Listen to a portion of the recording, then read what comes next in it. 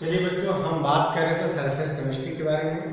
तो previous lecture में मैंने एडजॉर्प्शन के बारे में बात किया था, एडजॉर्प्शन क्या होता है। फिर एडजॉर्प्शन में मैंने दो टर्म यूज किया था, एक आपको होता है एडजॉर्बेंट और दूसरा कहते हैं एडजॉर्बेंट। एडजॉर्बेंट का मतलब क्या होता है कि जो जिसपे एडजॉर्ब होता है उसे क्या बोलते हैं, एडजॉर्बेंट बोलते हैं। और जो चीज़ एडजॉर्ब होता है उसे क्या बोलते हैं, एडजॉर्बेंट। फिर इसके बारे में डिस्कशन किए थे कि एडजॉर्बेंट और एडजॉर्बेंट के बीच दो टाइप के फोर्स लगते हैं। एक होता है आपको वंडर वाल फोर्स और दूसरा केमिकल बॉन्ड। यदि वंडर वाल फोर्स लग रहा है तो वहाँ पे फिजिकल एडजॉर्प्शन होता था, और यदि केमिकल बॉन्ड बनना है तो वहाँ पे केमिकल एडजॉर्प्शन होता था। फिर हम बात किए थे फिजिकल एडजॉर्प्शन और केमिकल एडजॉर्प्शन में डिफ्रेंशिएट किया है। इन सारी चीज़ों को मैंने एक्सप्लेन किया था। फिर मैंने बताया था फिजिकल एडजॉर्प्शन है तो टेम्परेचर के साथ हमारा एडजॉर्प्शन क्या होगा, डिक्रीज होगा। लेकिन केमिकल एडजॉर्प्शन में क्या होता है कि टेम्परेचर के बढ़ाने पे पहले एडजॉर्प्शन आपका इंक्रीज होगा, फिर क्या होगा, डिक्रीज होगा। फिर हम बात किए जो फिजिकल एडजॉर्प्शन होता है हमारे रिवर्सिबल प्रोसेस होता है, केमिकल एडजॉर्प्शन इरिवर्सिबल प्रोसेस होता है। फिर अगले पॉइंट पर डिस्कशन किए थे कि फिजिकल एडजॉर्प्शन जो होता है मल्टी लेयर बनाता है और केमिकल एडजॉर्प्शन जो होता है यूनी लेयर बनाता है। एक पॉइंट पर और थोड़ा डिस्कशन कर लेते हैं जो आपका छोटा होता है। बात करें फिजिकल एडजॉर्प्शन और केमिकल एडजॉर्प्शन की बात करें तो प्रेशर के बढ़ाने पे फिजिकल एडजॉर्प्शन आपका बढ़ेगा, लेकिन जैसे आपने प्रेशर को कम किया तो हमारा एडजॉर्प्शन क्या होगा बच्चों, कम हो जाएगा। क्योंकि मैंने डिस्कशन किया था कि एडजॉर्बेंट और एडजॉर्बेंट के बीच फोर्स ऑफ अट्रैक्शन काफ़ी वीक होगा। जैसे आपने टेम्परेचर को बढ़ाया या प्रेशर को कम किया, तुरंत एक दूसरे से क्या हो जाएंगे, अलग हो जाएंगे। तो फिजिकल एडजॉर्प्शन में मैंने बताया था प्रेशर के बढ़ाने पे आपका एडजॉर्प्शन बढ़ेगा, और जैसे आप प्रेशर करेंगे वहाँ पे डिजॉर्प्शन हो जाता है। लेकिन केमिकल एडजॉर्प्शन की बात करें तो प्रेशर के बढ़ाने पे हमारा एडजॉर्प्शन बढ़ेगा, लेकिन प्रेशर को कम करने पे हमारा डिजॉर्प्शन नहीं होगा। इन सारी चीज़ों पे मैंने डिस्कशन किया था। तो टेम्परेचर के बढ़ाने पे फिजिकल एडजॉर्प्शन घटेगा, केमिकल एडजॉर्प्शन में पहले आपका बढ़ेगा फिर आपका घटेगा। हम बात करें प्रेशर के बारे में बात करें, दोनों केस में फिजिकल एडजॉर्प्शन की बात करें या केमिकल एडजॉर्प्शन की बात करें तो प्रेशर के बढ़ाने पे क्या होगा, बढ़ेगा। बात समझ में आ रही। और सेकंड पॉइंट बात करें सरफेस एरिया। सरफेस एरिया मैंने डिस्कशन किया था कि सरफेस एरिया एडजॉर्बेंट का सरफेस एरिया बढ़ने पे, एडजॉर्बेंट का सरफेस एरिया बढ़ने पे हमारा एडजॉर्प्शन क्या होता है, बढ़ेगा। बात समझ में आ रही। क्यों? क्योंकि वहाँ पे नंबर ऑफ पोरोसिटी क्या होता है आपका इंक्रीज कर जाता है। आपसे पूछा जाता है कि सरफेस एरिया के बढ़ाने पे हमारा एडजॉर्प्शन क्यों बढ़ता है, एक नंबर में आप बताएंगे नंबर ऑफ पोरोसिटी क्या हो रहा है, इंक्रीज हो रहा है। फिर आपसे दो तीन टाइप के और पूछे जाते हैं। जो लिक्विफिएबल गैस होते हैं उनका जो एडजॉर्प्शन जो होता है वो परमानेंट से ज़्यादा होता है। जैसे आपसे पूछा जाता है कि अमोनिया का जो एडजॉर्प्शन होता है वो N2 से ज़्यादा होता है। जो अमोनिया होता है, अमोनिया हुआ, HCl हुआ, CO2 हुआ, ये सब हमारे क्या होते हैं, लिक्विफिएबल गैस होते हैं। तो क्या होता है, पूछा जाए कि अमोनिया का जो एडजॉर्प्शन होता है O2 से ज़्यादा होता है। आप रीजन बताएं। अमोनिया जो होता है हमारे लिक्विफिएबल गैस होता है और O2 हमारा क्या होता है, परमानेंट गैस होता है।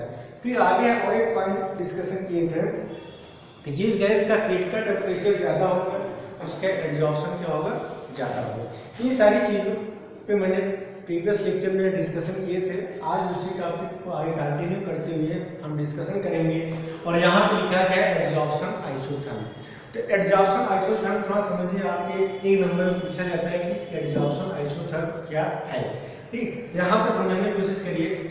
यहाँ पे लिखा गया the variation of amount of gas adsorb by the adsorbent. Means यहाँ x अपॉन m, x क्या है, मास ऑफ एडजॉर्बेंट, और m क्या है, mass of adsorbent. Means x adsorb हो रहा है किस पे, एडजॉर्बेंट पे। तो यहाँ पे वही रिलेशन दिखाया गया है, the variation in the amount of gas adsorb by the adsorbent with pressure at constant temperature. यहाँ पे उन्होंने ग्राफ प्लॉट किया जिनके बीच एक्सटेंट ऑफ एडजॉर्प्शन, इसे क्या बोलेंगे, एक्सटेंट ऑफ एडजॉर्प्शन, और प्रेशर के बीच ग्राफ प्लॉट किया और टेम्परेचर को उन्होंने क्या रखा, कांस्टेंट रखा। इसे क्या बोलते हैं, एडजॉर्प्शन आइसोथर्म बोलते हैं। तो एडजॉर्प्शन आइसोथर्म में क्या हुआ, उन्होंने एक्सटेंट ऑफ एडजॉर्प्शन और प्रेशर के बीच ग्राफ प्लॉट किया और उन्होंने टेम्परेचर को क्या रखा, कांस्टेंट रखा है, तो जो ग्राफ मिलता है उसे क्या बोला गया, एड्जॉर्प्शन आइसोथर्म। अब यहाँ पे देखिए एड्जॉर्प्शन आइसोथर्म पे इस ग्राफ के बारे में थोड़ा डिस्कशन करते हैं। यहाँ पे एक्स वाई एक्स अपान एम मीन्स इसे क्या बोलेंगे, एक्सटेंट ऑफ एड्जॉर्प्शन। एक्स क्या होगा हमारा एड्जॉर्बेट, एम क्या होगा एड्जॉर्बेट। ये आपका क्या है, एड्जॉर्प्शन आपका इंक्रीज हो रहा है। इधर आप देख रहे हैं प्रेशर, तो यहाँ पे आप ग्राफ देख रहे हैं कि जैसे जैसे आप प्रेशर इंक्रीज कर रहे हैं, ये देखिए आपका एड्जॉर्प्शन क्या हो रहा है, इंक्रीज हो रहा है। देख रहे हैं यहाँ पे आपका एड्जॉर्प्शन इंक्रीज हो रहा है, लेकिन एक ऐसा पॉइंट आएगा कि आप जितना प्रेशर बढ़ाएंगे एड्जॉर्प्शन पे कोई भी इफेक्ट नहीं पड़ रहा है, इसके पैरेलल लाइन मिल रहा है। इसी तरह यहाँ पे देख रहे हैं कि यहाँ पे आप देख रहे हैं कि प्रेशर, यहाँ पे देखिए प्रेशर आपका इंक्रीज हो रहा है, ये प्रेशर इंक्रीज हो रहा है, एड्जॉर्प्शन भी इंक्रीज हो रहा है। लेकिन एक ऐसा पॉइंट आएगा कि आप कितना भी प्रेशर आपको बढ़ाइए आपका एड्जॉर्प्शन पे कोई भी इफेक्ट नहीं पड़ेगा। यहाँ पे देखिए वही चीज दिखाया गया है, और यहाँ पे तो यहाँ पे आप देख रहे हैं कि यहाँ के बाद आप प्रेशर कुछ भी बढ़ाइए एड्जॉर्प्शन हमें क्या मिल रहा है, एक उसमें मिल रहा है। तो इस पॉइंट को बोलते हैं सैचुरेशन पॉइंट बोलेंगे। क्या बोलेंगे बच्चों, सैचुरेशन पॉइंट बोलेंगे। इसके बाद आप कितना भी आप प्रेशर को बढ़ाते जाइए तो हमारा एड्जॉर्प्शन पे कोई भी इफेक्ट नहीं पड़ेगा। आगे जब फ्रेंडली एड्जॉर्प्शन बताएंगे तो वहाँ बताएंगे जो हमारा एड्जॉर्प्शन जो होता है लो प्रेशर पे एप्लीकेबल होता है, हाई प्रेशर पे एप्लीकेबल नहीं होता है। और यहाँ ग्राफ में भी आपको दिखाई दे रहा होगा कि आपका प्रेशर इंक्रीज हो रहा है, आपका एड्जॉर्प्शन इंक्रीज हो रहा है। लेकिन एक ऐसा पॉइंट आएगा कि आप प्रेशर को कितना भी आप इंक्रीज करेंगे एड्जॉर्प्शन पे कोई भी इफेक्ट नहीं पड़ेगा। अब यहाँ पे एक पॉइंट समझ में आ रहा होगा। अब दूसरा पॉइंट देखते हैं, यहाँ पे देखिए डिफरेंट टेम्परेचर पे उन्होंने ग्राफ प्लॉट किया है। जैसे यहाँ पे 198 केल्विन पे यहाँ पे टेम्परेचर कितना रखा है, 198 केल्विन, 244 केल्विन और 273 केल्विन। मींस यहाँ पे add constant temperature, add constant temperature, add constant temperature, इनके बीच ग्राफ प्लॉट किया प्रेशर के लिए। तो उन्होंने डिफरेंट ग्राफ को प्लॉट किया। तो उन्होंने एक टेम्परेचर को उन्होंने फिक्स रखा, ठीक है। तो उन्होंने 3 ग्राफ उन्होंने प्लॉट किया। एक का टेम्परेचर क्या 198 केल्विन टेम्परेचर फिक्स रखा है, तो एक ग्राफ मिला प्रेशर के साथ इंक्रीज हो रहा है, लेकिन एक पॉइंट क्या हुआ, कांस्टेंट हो गया। दूसरा उन्होंने जो ग्राफ प्लॉट किया वो टेम्परेचर कितना उन्होंने फिक्स रखा, 244 केल्विन रखा, तो उसका जो ग्राफ है मिल रहा है। तीसरा उन्होंने देखा 273 केल्विन पे उन्होंने ग्राफ प्लॉट किया, तो मुझे एक ग्राफ मिला है। तो इस ग्राफ से हमें मिल रहा है कि यहाँ पे टेम्परेचर कम है, यहाँ पे टेम्परेचर और ज्यादा है, यहाँ पे टेम्परेचर और ज्यादा है। मीन टेम्परेचर की बात करें तो टेम्परेचर की बात करें 273 greater than 244 greater than 198। Means यहाँ पे अगर देखें तो 198 हमारा ग्राफ कहाँ पे मिल रहा है, यहाँ पे, यहाँ पे, यहाँ पे। तो लो टेम्परेचर पे देख रहे हैं, लो टेम्परेचर पे एड्जॉर्प्शन ज्यादा हो रहा है और हाई टेम्परेचर पे एड्जॉर्प्शन कम हो रहा है। बात समझ में आ रही है। 198 पे हमारा ग्राफ कहाँ पे आ रहा है, यहाँ पे एड्जॉर्प्शन हो रहा है। और 244 पे कहाँ पे आ रहा है बेटा, यहाँ पे आ रहा है। और 273 पे कहाँ पे ग्राफ मिल रहा है, यहाँ पे। तो लो टेम्परेचर पे एड्जॉर्प्शन ज्यादा हो रहा है, हाई टेम्परेचर पे एड्जॉर्प्शन कम हो रहा है। तो इस ग्राफ को बोला गया एड्जॉर्प्शन आइसोथर्म। बेटा ग्राफ आपको समझ में आ गया होगा, आपके एग्जाम में ग्राफ दे दिया जाता है, जैसे ए, बी और सी 3 ग्राफ दिए गए हैं, ए बी सी, और ए का टेम्परेचर रखा है 198, बी का 244, सी का 273। और पूछेगा कि एड्जॉर्प्शन किसमें सबसे ज्यादा हो रहा है, ए में, क्योंकि यहाँ का टेम्परेचर क्या 198, बी में 244, सी में 273। तो ग्राफ समझ में आ रहा है। ग्राफ से रिलेटेड आपके एग्जाम में प्रॉब्लम पूछे जाते हैं। तो हमारा लो टेम्परेचर पे एड्जॉर्प्शन ज्यादा होगा, हाई टेम्परेचर पे कम होगा। तो उन्होंने टेम्परेचर को उन्होंने फिक्स रखा और स्टेट ऑफ एड्जॉर्प्शन और प्रेशर के ग्राफ प्लॉट किया। तो पहले आपका एड्जॉर्प्शन इंक्रीज हो रहा है, लेकिन एक ऐसा पॉइंट आएगा जिस पर आपका प्रेशर के बढ़ाने पर एड्जॉर्प्शन पे कोई भी इफेक्ट नहीं पड़ता है। इसी को बोला गया है एड्जॉर्प्शन आइसोथर्म। आपको समझ में आ गया होगा ग्राफ। चलिए ये आपको अच्छे समझ में आ गया होगा। अब आ जाइए सेकेंड पॉइंट पे।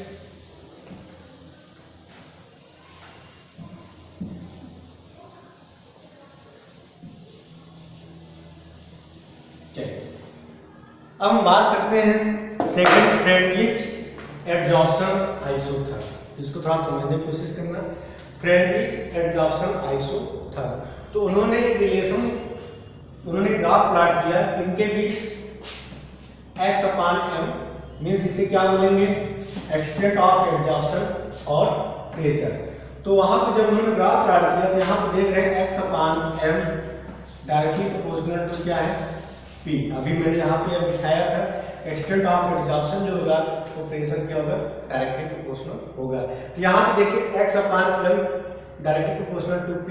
जब आप इसको हटाएंगे x/m K P 1/n, यहाँ पे K और n क्या होगा, हमारा कांस्टेंट वैल्यू होगी।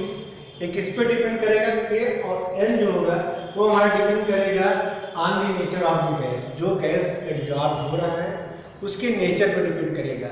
मीन्स K और n की जो वैल्यू होगी आपसे पूछा जा सकता है, depends on the nature of gas and adsorbent. इन दो वैल्यू पे डिपेंड करेगा कि आपका जो गैस दिया गया है उस गैस, कौन सा गैस है, आपका लिक्विफिएबल गैस है, परमानेंट गैस है, किस टाइप का गैस है, उस पे हमारा K और n की वैल्यू डिपेंड करेगा। यहाँ पे देखिए x/m इक्वल Kp 1/n, जो n की वैल्यू होगी क्या होगी, ग्रेटर देन 1। इस पॉइंट को आप याद करिएगा, जो n की वैल्यू क्या मानेंगे, ग्रेटर देन 1 होगा। फिर यहाँ पे लिखा है on taking log on the both side, आपने लॉग लिया तो जब लॉग लेंगे क्या होगा, log x/m equal log k plus 1/n log p। तो यहाँ पे एक ग्राफ आप लोग प्लॉट करते हैं, y इक्वल क्या होता है, mx प्लस c। यहाँ पे c हमारा क्या होगा, इंटर शिफ्ट होता है, और यहाँ पे m क्या होगा, हमारा स्लोप होगा। तो ग्राफ किनके बीच प्लॉट करेंगे, y और x के बीच ग्राफ प्लॉट करेंगे। तो यहाँ पे log x/m क्या होगा, यहाँ पे x होगा, ये हमारा क्या होगा, c होगा, यहाँ पे m क्या होगा और यहाँ पे क्या होगा, सॉरी ये होगा आपका y, ये आपका होगा c, ये आपका m और ये आपका x। इन्हीं भी ग्राफ प्लॉट करेंगे, y equal mx plus c। तो y की जगह क्या दिया गया है, log x/m, n की जगह क्या दिया गया है, 1/n, x की जगह क्या दिया गया है, log p, और c की जगह क्या दिया गया है, log k। तो यहाँ पे log k हमारा क्या होगा, इंटरसेप्ट होगा। स्लोप यहाँ पे क्या होगा, यहाँ पे स्लोप आपका क्या होगा, 1/n होगा। तो यहाँ पे देखिए उन्होंने ग्राफ प्लॉट किया, log x/m log, इनके बीच ग्राफ प्लॉट होगा बच्चों, log x/m और log p।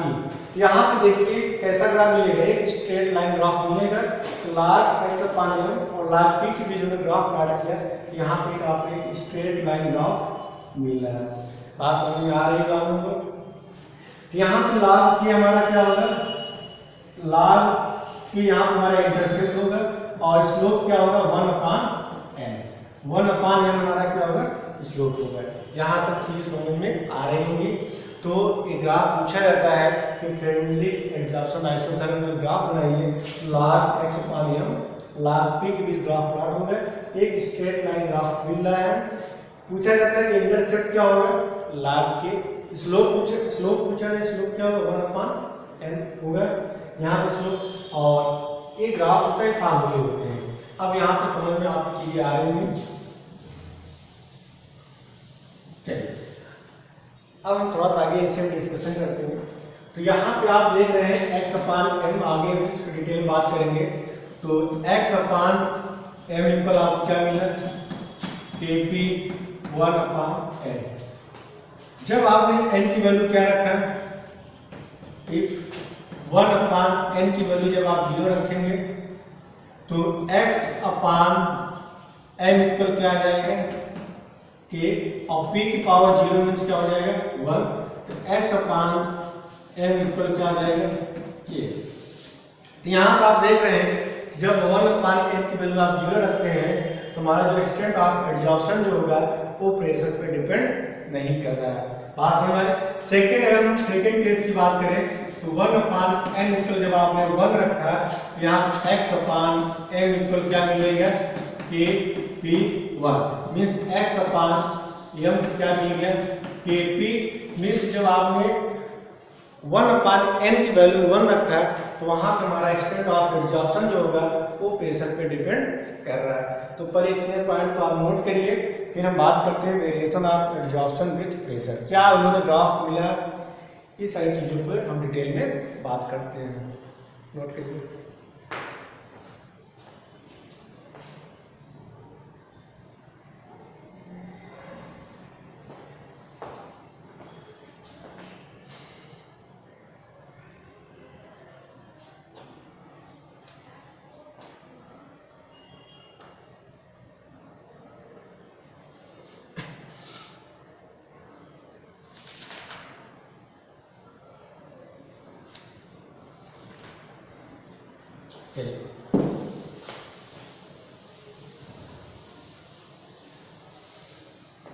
हेडिंग डालिए variation of adsorption with pressure, variation of adsorption with pressure. अब यहाँ पे समझना, इन्होंने जो ग्राफ प्लॉट किया पॉइंट सुनो, तो जो इनका जो ग्राफ मिला कुछ ऐसा ग्राफ मिला। पहले स्ट्रेट लाइन है, फिर यहाँ से कर्व होगा, फिर आपका सीधे एक ग्राफ होगा। थोड़ा समझने की कोशिश करना कि पहले हमारा देख रहे हैं स्ट्रेट लाइन जा रहा है एकदम, फिर यहाँ से कर्व,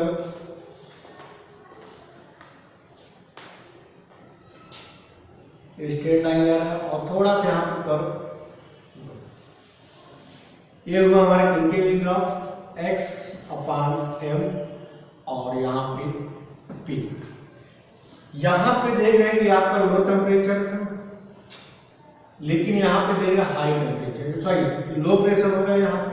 ये देखो प्रेशर आपका इंक्रीज हो रहा है, जैसे जैसे आपका प्रेशर इंक्रीज हो रहा है आपका एक्सटेंट ऑफ एड्जॉर्प्शन इंक्रीज हो रहा है। फिर एक समय क्या होगा, हाई प्रेशर पे हमारा ग्राफ क्या होगा, एक कांस्टेंट ग्राफ मिल गया। बात समझ में आ रही? ये आपका प्रेशर है। इस पॉइंट को बोलेंगे लो प्रेशर, यहाँ प्रेशर क्या है,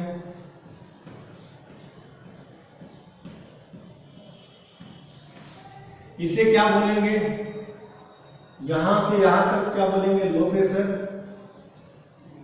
फिर यहां से यहां तक वाले क्या बोलेंगे हाई प्रेशर।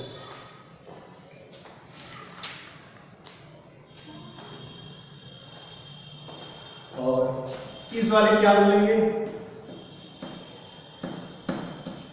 इंटरमीडिएट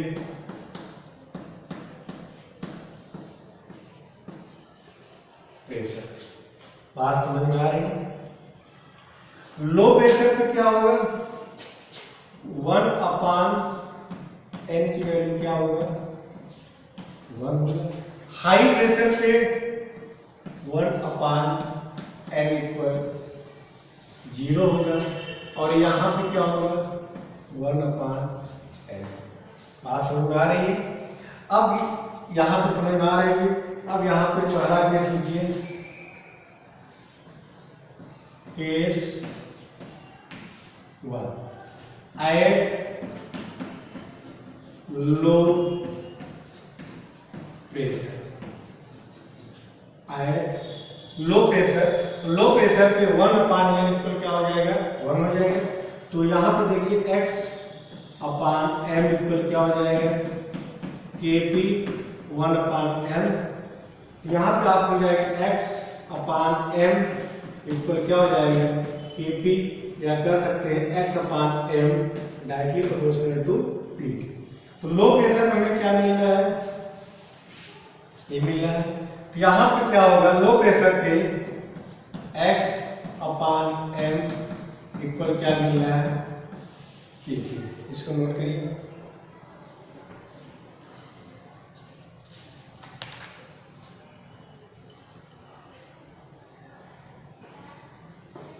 तो लो प्रेशर पे हमें जो मिल रहा है स्ट्रेट लाइन कर्व मिला है, स्ट्रेट लाइन कर्व मिल रहा है, बात समझ में आ रही है।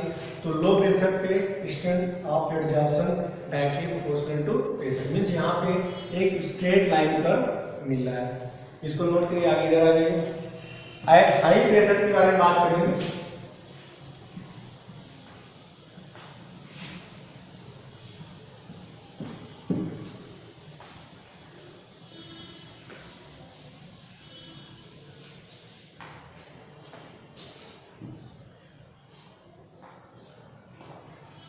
at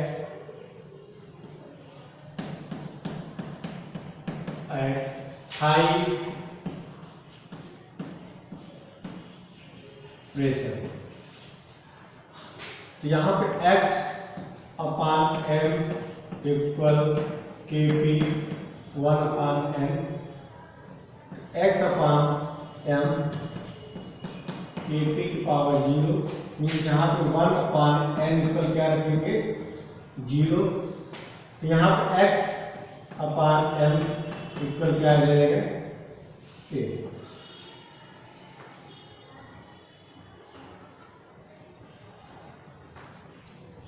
तो यहाँ पे देख रहे हैं कि हमारा x अपान m जो होगा वो प्रेशर क्या होगा इंडिपेंडेंट, प्रेशर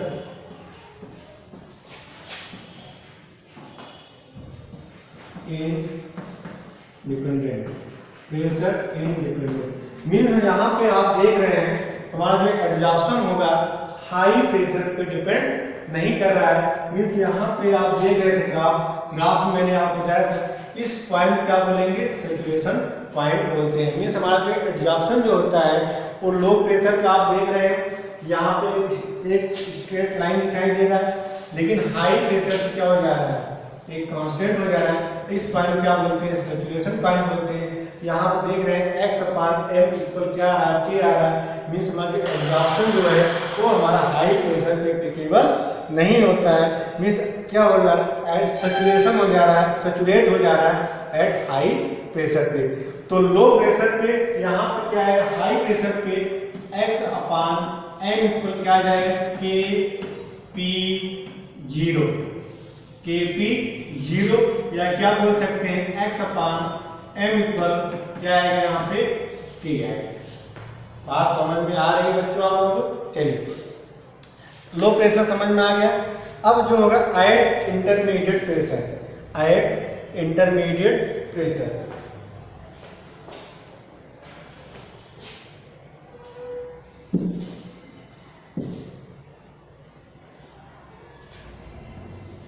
एट इंटरमीडिएट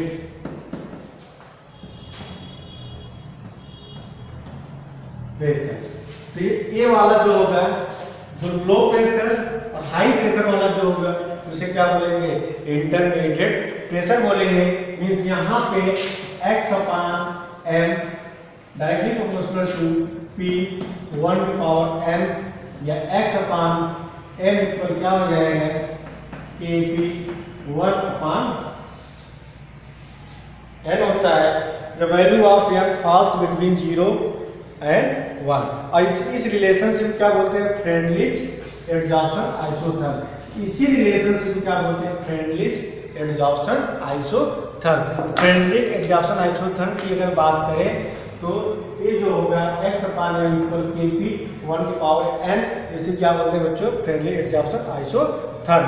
और जो होता है हमारा ये एप्लीकेबल होगा लो प्रेशर पे, लेकिन हाई प्रेशर पे हमारा एप्लीकेबल नहीं होता। मीन्स हाई प्रेशर और हाई कंसंट्रेशन ऑफ एडजॉर्बेंट।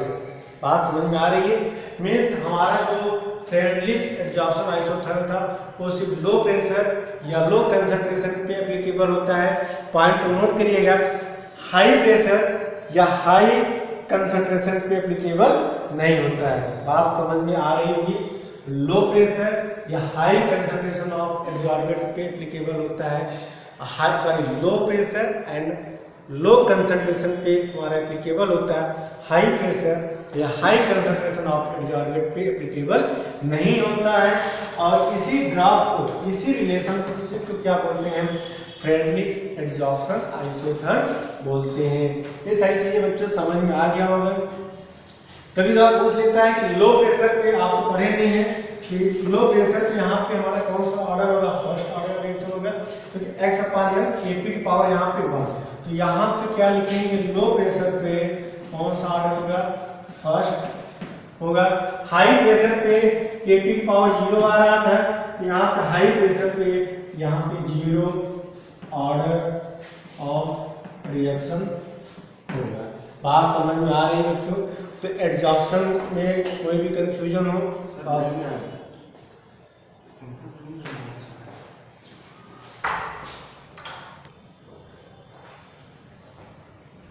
चीजें समझ में आ रही हैं बच्चों? ये ग्राफ है, इस ग्राफ से रिलेटेड आपके पेपर में पूछे जाते हैं। और कभी कभार प्रेशर की जगह यहाँ पे कंसंट्रेशन भी दिया रहेगा, जैसे x अपान m इक्वल के सी 1 अपान m, तो वही सेम होगा, x अपान m के सी 1 अपान m। तो यहाँ प्रेशर की जगह क्या दिया गया, कंसंट्रेशन ऑफ दी एडजॉर्बेंट। बात समझ में आ रही होगी आप लोगों को? इससे ज़्यादा आपके पेपर में बेटा कुछ भी नहीं पूछा जाता है। ये ग्राफ है, सबसे ज़्यादा आपको फिजिकल एडजॉर्प्शन, केमिकल एडजॉर्प्शन पूछा जाता है। एडजॉर्प्शन आइसोथर्म क्या है, फ्रेडरिच एडजॉर्प्शन आइसोथर्म क्या है, थोड़ा सा आप एनसीईआरटी बुक को एक बार आप लोग अच्छे से रीडिंग कर लीजिएगा, क्योंकि जो छोटी चीज़ें पूछी जाती हैं वो आपको समझ में चीज़ें आ जाए। तो चलिए, आपके एडजॉर्प्शन टॉपिक कंप्लीट हो गया है, कैटालिसिस आपके सिलेबस में नहीं है। अब हम बात करेंगे कोलाइडल के बारे में। एडजॉर्प्शन कंप्लीट हो गया, कैटालिसिस आपके सिलेबस में है नहीं। अब हम अगले टॉपिक पर बात करने जा रहे हैं कोलाइडल के बारे में। तो सबसे पहले बच्चों आप इसको नोट करिए, फिर हम कोलाइडल पर डिस्कशन करते हैं। तो इसको नोट करिए, फिर हम कोलाइड्स के बारे में बात करते हैं। कोलाइड्स क्या होते हैं?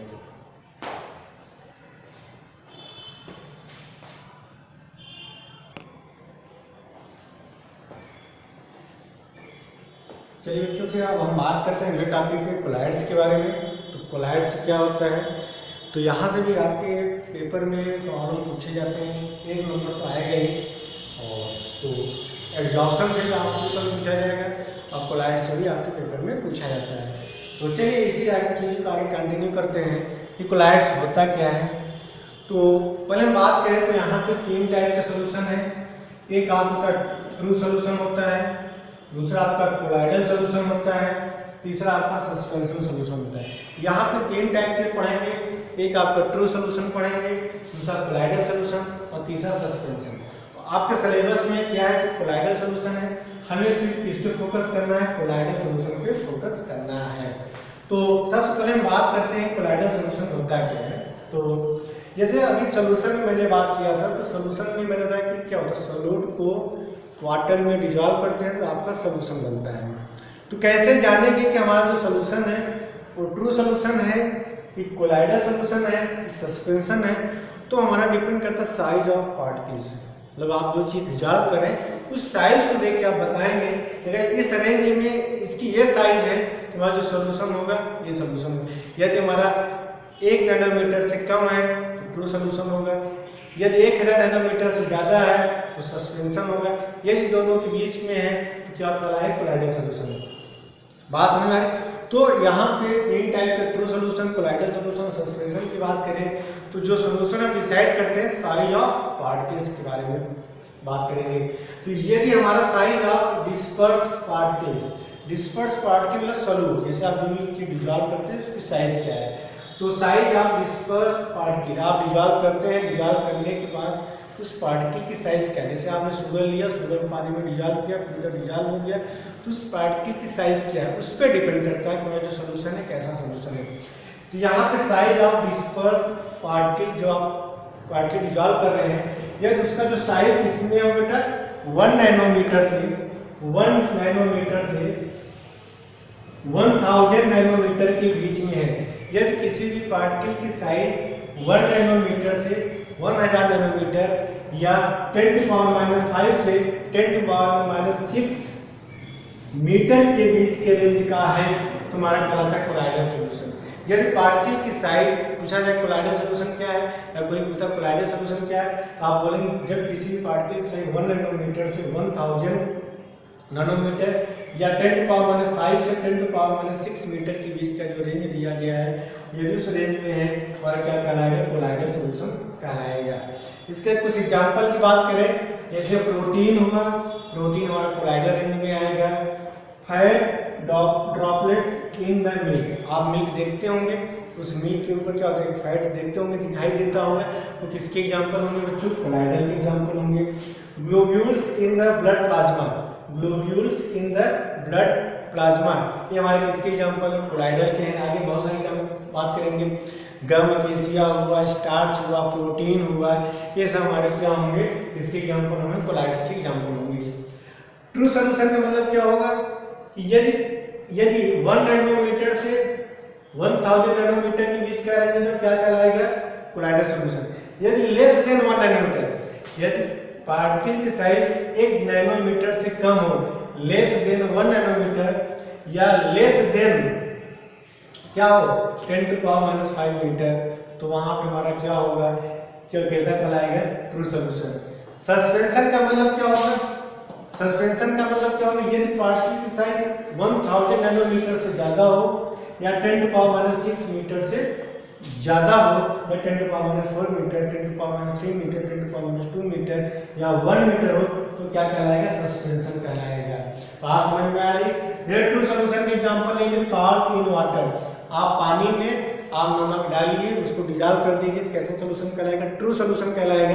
ट्रू सॉल्यूशन क्यों कहलाएगा, क्योंकि वहाँ पे क्या आपको जो पार्टिकल्स होंगे साल्ट को आपको क्या दिखाई देगा, नहीं दिखाएगा। तो जो ट्रू सॉल्यूशन होता है बच्चों आपको होमोजीनियस होता है, क्या होगा, होमोजीनियस।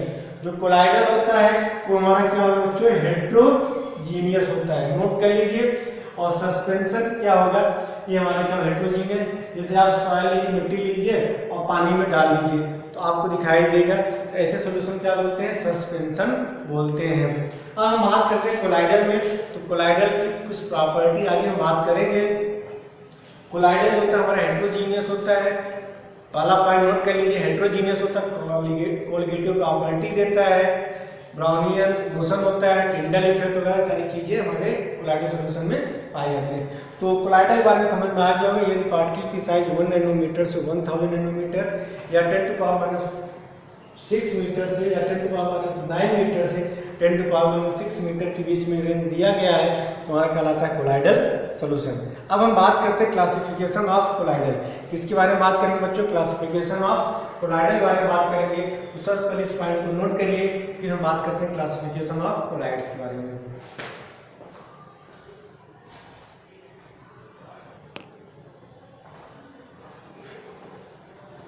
चलिए बच्चों, हम बात कर रहे थे क्लासिफिकेशन के बारे में। तो पहला क्लासिफिकेशन यहाँ पे हम बात करें तो classification base on the physical state of disperse phase and dispersion medium.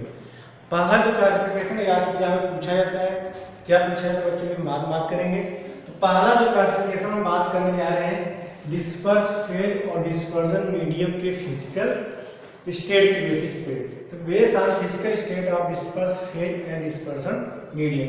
तो पहले हम समझते हैं कि डिस्पर्स फेज क्या है और डिस्पर्सन मीडियम क्या है। पहले हम थोड़ा इसके बारे में जान लेते हैं, फिर हम बात करते हैं कितने टाइप के होते हैं। जैसे सॉल्यूशन की बात करें तो एक होता है सॉल्यूट, दूसरा क्या होता है सॉल्वेंट। पॉइंट सुनना बच्चों, सॉल्यूट और सॉल्वेंट मिलकर क्या बनाता है सॉल्यूशन, सॉल्यूट और सॉल्वेंट मिलकर क्या बनाता है सॉल्यूशन। थोड़ा समझना बच्चों, सॉल्यूट प्लस सॉल्वेंट मिलकर हमारा क्या बनता है सॉल्यूशन। तो सॉल्यूट जो होता है सॉल्वेंट में डिसॉल्व होता है तब जाके हमारा सॉल्यूशन बनता है। तो यहाँ पे कोलाइडल में सॉल्यूट की जगह क्या सेंटेंस यूज करते हैं, डिस्पर्स फेज। सॉल्यूट की जगह क्या सेंटेंस लेंगे, डिस्पर्स फेज। और सॉल्वेंट की जगह क्या लेंगे, डिस्पर्जन मीडियम। क्या लेंगे, डिस्पर्जन मीडियम।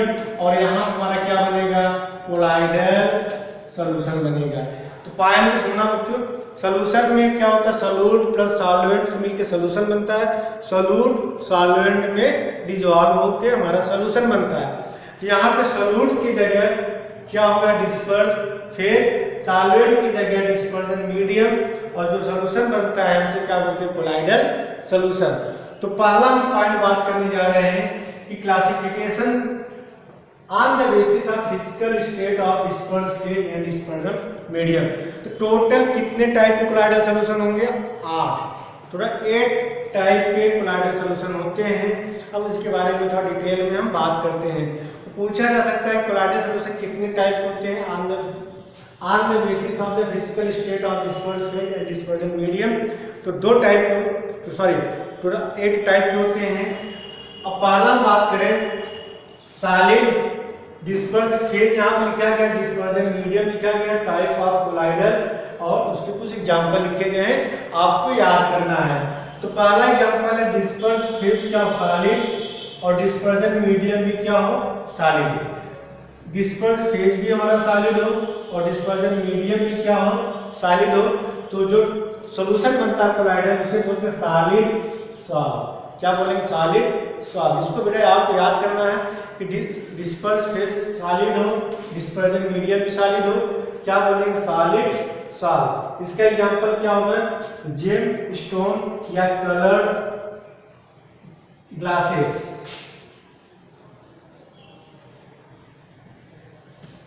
कलर्ड ग्लासेस, बात समझ में आ रही है, कलर्ड ग्लासेस नोट कर लीजिएगा,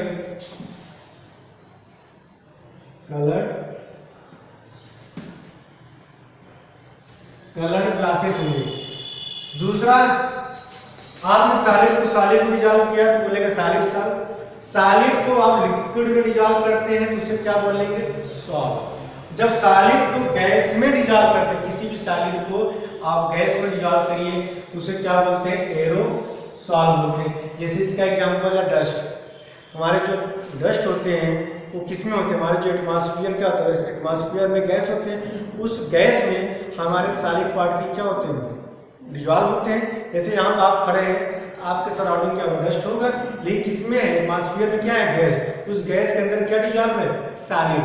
तो बात समझ में, अगर आपसे पूछा जाए कि डस्ट या स्मोक की बात करें, आपके एग्जाम में पूछा जाता है, जो इंपॉर्टेंट है उस पर हम टिक लगा दे रहे हैं, पूछा जाता है डस्ट और स्मोक। ये आपके एग्जाम में पूछा जा सकता है कि डस्ट और स्मोक कैसा सॉलिड है, कैसा कोलाइडल है, क्या बोलेंगे, एरोसॉल। तो एरोसॉल मतलब क्या बोलेंगे, सॉलिड एरोसॉल बोलेंगे। क्या बोलेंगे, सॉलिड एरोसॉल। इसलिए बोल रहे हैं बच्चों क्योंकि यहाँ पे डिस्पर्स फेज क्या लिया गया है, सॉलिड।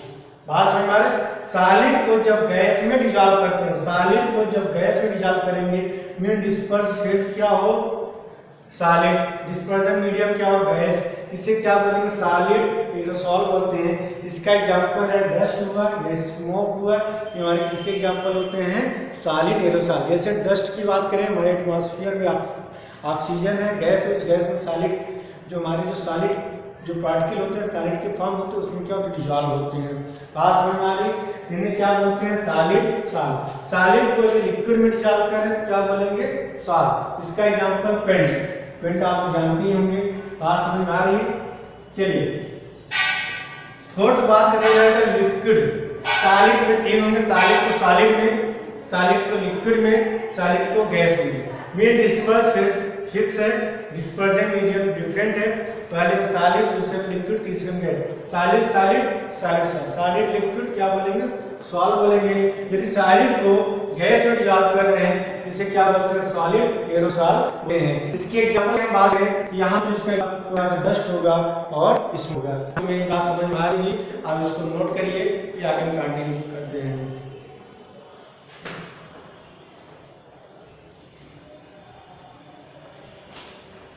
चलिए यहाँ तक बच्चों समझ में आ गया होगा। चलिए अब हम तीसरा देखते हैं। यहाँ पे भी डिस्पर्स फेज आपने फिक्स रखा था, डिस्पर्जन मीडियम आपने डिफरेंट रखा है। अब यहाँ पे डिस्पर्स फेज आपने क्या लिया, लिक्विड लिया। लिक्विड लिक्विड लिक्विड लिक्विड को जब सॉलिड में डिजॉल्व करते हैं, लिक्विड को सॉलिड में या लिक्विड को लिक्विड में या लिक्विड को गैस में। जब लिक्विड को सॉलिड में डिजॉल्व करते हैं तो इसे बोलते हैं जेल, जब लिक्विड में इसे बोलते हैं इमल्सन, और जब लिक्विड को गैस में बोलते हैं इसे क्या बोलते हैं, एरोसॉल। क्या बोलेंगे, एरोसॉल, या इसे क्या बोलेंगे, लिक्विड एरोसॉल बोलते हैं। जब लिक्विड को सॉलिड में जेल, इसका एग्जांपल क्या है, इसका एग्जांपल क्या है, बटर या चीज। लिक्विड को लिक्विड में डिसॉल्व करते हैं उसे इमल्सन बोलते हैं। इसका एग्जांपल क्या होता है, मिल्क या हेयर क्रीम। बात समझ में आ रही, ये आपसे पूछे जा सकते हैं। इन 3 एग्जांपल को आप ऐसे याद कर लीजिएगा। बटर क्या होगा हमारा, जेल होगा, बटर चीज, या मिल्क क्या होगा हमारा, इमल्सन होगा। चलिए अगला एग्जांपल बात करें। लिक्विड को गैस में जब डिसॉल्व करते हैं, लिक्विड को जब गैस में डिसॉल्व करते हैं उसे क्या बोलते हैं, एरोसॉल बोलते हैं। पहला एग्जांपल हमारा कोहरा। आप लोग देखते हैं कोहरा, हमारे एटमॉस्फेयर में क्या होता है, गैस होता है, और उस गैस में हमारे क्या होते हैं, लिक्विड क्या होते हैं, डिसॉल्व होते हैं। आप देखते होंगे ना, हमारे एटमॉस्फेयर में आप देखते हो, वहाँ पे एटमॉस्फेयर में ऑक्सीजन है, उस ऑक्सीजन वहाँ लिक्विड के पार्टिकल क्या होते हैं, डिसॉल्व होते हैं। तो फॉग हुआ, क्लाउड या मिस्ट। इन तीनों एग्जाम्पल को याद करिएगा, ये हमारा क्या कहलाएगा, एरोसॉल। चलिए जब गैस को सॉलिड में डिसॉल्व करते हैं, सॉलिड सॉल्व, गैस को सॉलिड में डिसॉल्व करते हैं, इसे क्या बोलते हैं, सॉल्व बोलते हैं। गैस को सॉलिड डिसॉल्व बोलेंगे, क्या बोलेंगे, सॉल्व बोलेंगे।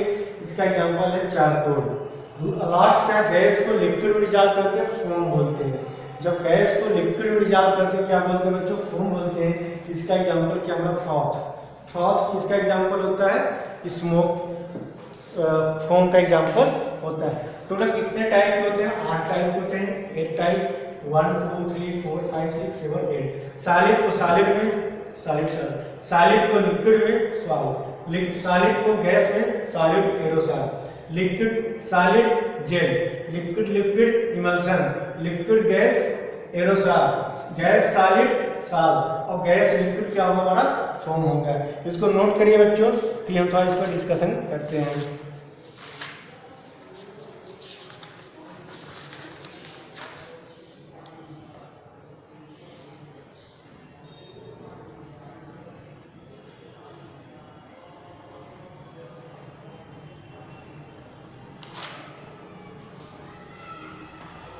चलिए एक बात भी समझ लीजिएगा, टोटल 8 टाइप होंगे।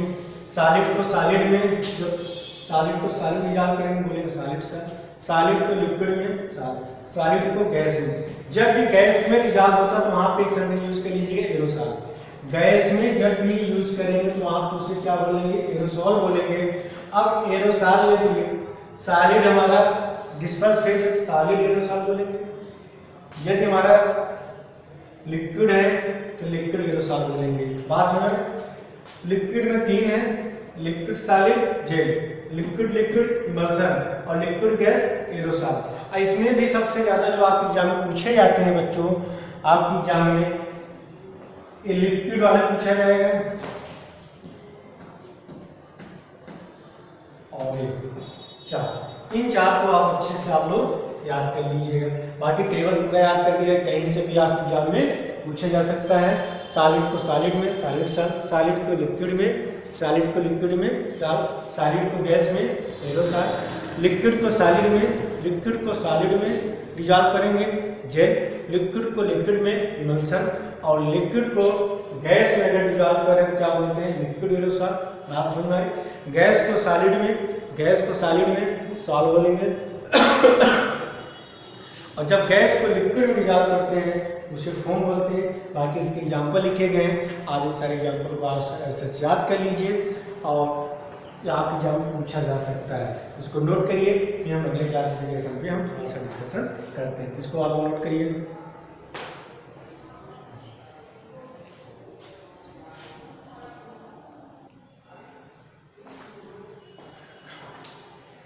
चलिए बच्चों, सेकंड क्लासिफिकेशन के बारे में हम बात करने जा रहे हैं। तो फर्स्ट क्लासिफिकेशन आपका कंप्लीट हो गया। सेकंड लिखिए, classification based on the interaction between disperse phase and dispersion medium. तो पहला क्लासिफिकेशन आपको समझ में आ गया होगा बच्चों, सेकेंड हम बात करने जा रहे हैं इंटरेक्शन बिटवीन डिस्पर्स फेज और डिस्पर्जन मीडियम। मीन्स अगर बात करें एक आप होता है डिस्पर्स फेज और दूसरा क्या होता है डिस्पर्स मीडियम। इस डिस्पर्स फेज और सॉल्यूट डिस्पर्सन मीडियम मतलब क्या होता है सॉल्वेंट हो, इन दोनों के बीच के इंटरेक्शन के बेसिस की बात करें तो दो टाइप होते हैं, एक आप होता है लायोफिलिक कोलाइड्स और दूसरा क्या होता है लायोफोबिक कोलाइड्स। अब थोड़ा इसको समझिएगा, आपसे डिफिनेशन पूछा है तो लायोफिलिक कोलाइड्स क्या है और लायोफोबिक कोलाइड्स क्या है। तो आज में basis of interaction between disperse phase and dispersion medium कितने टाइप के होते हैं, टू टाइप्स। पहला क्या होगा लायोफिलिक और दूसरा लायोफोबिक। देखिए लायोफिलिक का मतलब क्या होगा कि सॉल्वेंट लविंग ग्रुप, मीन्स ये इनके बीच इंटरेक्शन ज़्यादा है तो क्या कहलाएगा लायोफिलिक। और लायोफोबिक में क्या होता है कि यहाँ पे डिस्पर्स फेज और डिस्पर्सन मीडियम के बीच क्या होता है अट्रैक्शन होता है। डिस्पर्स फेज लायोफिलिक कोलाइड्स की बात करें तो यहाँ पे डिस्पर्स फेज और डिस्पर्सन मीडियम सॉल्यूट और सॉल्वेंट यहाँ पे क्या होता है अट्रैक्शन होता है। क्या होता है बच्चों अट्रैक्शन। अट्रैक्शन अट्रैक्शन मीन्स क्या होगा कि सॉल्वेंट लविंग होंगे, क्या कहलाएंगे इन्हें सॉल्वेंट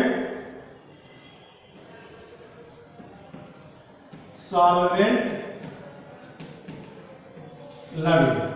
तो लायोफिलिक में क्या होता है डिस्पर्स फेज डिस्पर्सन मीडियम में क्या होता है अट्रैक्शन होता है या क्या कहलाएंगे सॉल्वेंट लविंग कहलाएंगे। यहाँ पे क्या होगा लायोफोबिक में डिस्पर्स फेज और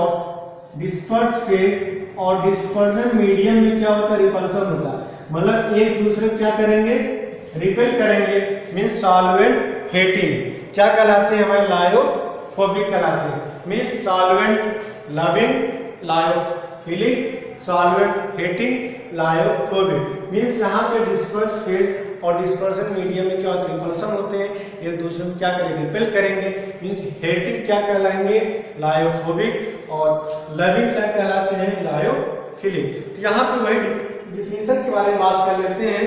तो लिखा गया था कोलाइडल सिस्टम, कोई भी colloidal system in which the disperse phase have great affinity for the dispersion medium are called lyophilic colloid।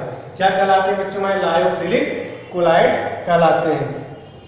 अब हम बात करते हैं लायोफोबिक का मतलब क्या होता है the colloidal system in which the dispersed phase have no affinity for the dispersion medium are called lyophilic colloids। जैसे लायोफिलिक एग्जाम्पल की बात करें स्टार्च हुआ उसके बाद आपका एल्ब्यूमिन हुआ, गम अकेसिया हुआ, ये हमारे किसके एग्जाम्पल होते हैं तो लायोफिलिक का। जैसे हम बात कर लें स्टार्च ले लें या गम अकेसिया ले लें, ये सब हमारे बच्चों के किसके एग्जाम्पल होते हैं लायोफिलिक के। या एल्ब्यूमिन ले लें, एल्ब्यूमिन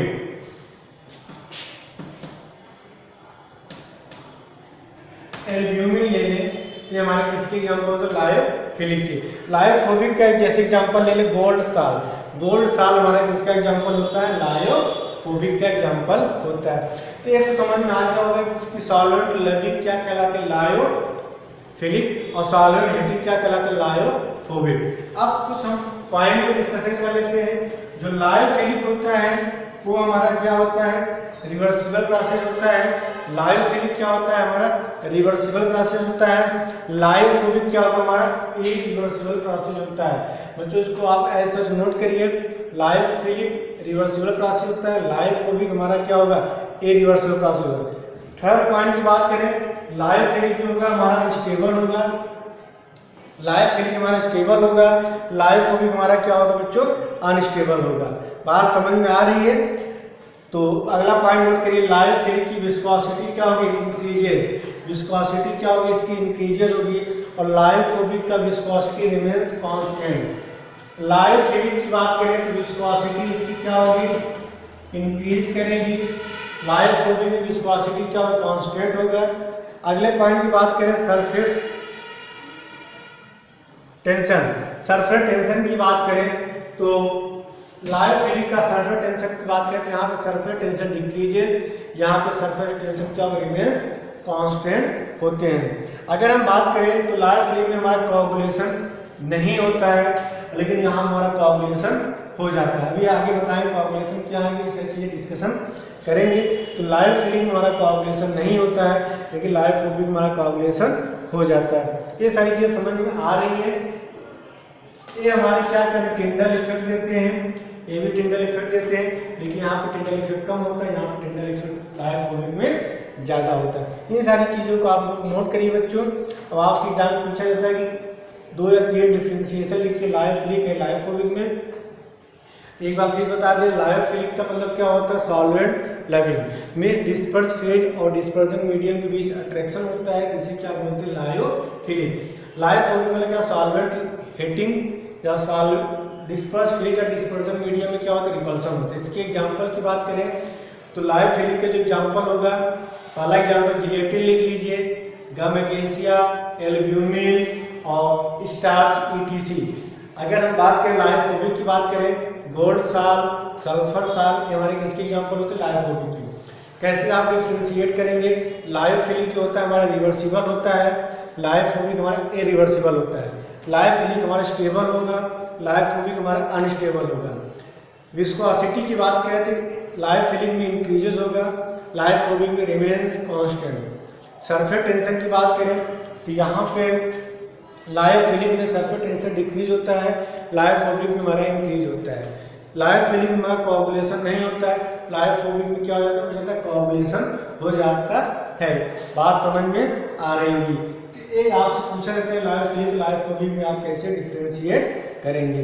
तो 2 क्लासिफिकेशन के बारे में बात हो गई बच्चों। अब अगले लेक्चर में हम बात करेंगे classification based on type of particles of the disperse phase. Disperse phase के पार्टिकल की साइज के बेसिस पे हम बात करेंगे कितने टाइप के होते हैं। तो ये सारी चीज़ें समझ में आ रही है, एज ए थ्योरी है बच्चों, आप इसको आप एज सच याद करते जाइए। और अगले लेक्चर में हम बात करेंगे classification based on the type of particles of the disperse phase. तो आज के लेक्चर कितना है बच्चों, अगले लेक्चर में हम आगे कंटिन्यू करेंगे। 2 या 3 लेक्चर में आपका ये चैप्टर पूरी तरह से कंप्लीट हो जाएगा। ओके बच्चों, आज के लिए इतना है। Thank you.